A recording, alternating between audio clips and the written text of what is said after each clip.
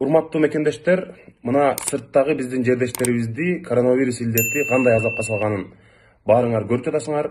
Чек арада азыр түнөп жатканы да бар. Чоң шаарларда дары-дармекке, азык-түлүккө жетпеген биздин оорулуулар, кош бойлуулар, кары-картаңдар, студенттер бар. Эми алардын баарын өкмөт Кыргызстанга алып келе албагандан кийин, демек биз ошол жерде убактылуу кыйынчылыктан чыгуусуна колубуздан келишинче ар кимибиз жардам беришибиз керек деп ойлойм. Мына кече Москванын мэри чектөөнү дагы узартты.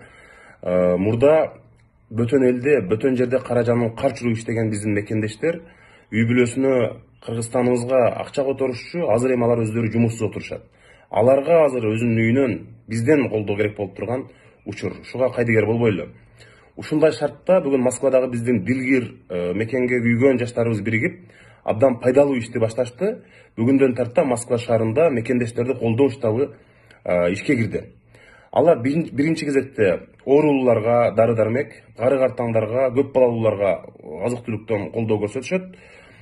Мен ушул ишти биринчилерден болуп колдоп, аларга рахмат айтуу менен өз айлык маянамды чогултуп, 70 000 сом каражат ушул мекендештерди колдоо штабына котордум.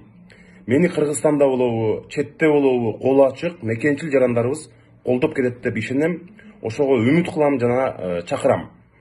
Штабтын телефондору төмөндө жазылган. Ал эми каражат котором деген жарандар болсо, ушул кыйын учурда сырттагы журтташтарга кол сунам дегендер болсо, мага жеке кат жазыңыздар жана ошондой эле ушул штабтын уюштуруучуларынын паспорт даректерин толук бойдон жазып коем. Ошол жарандарыбызга, биздин патриотторго акча которсоңуздар болот. Биз күтөбүз. Рахмат, бирге бололу.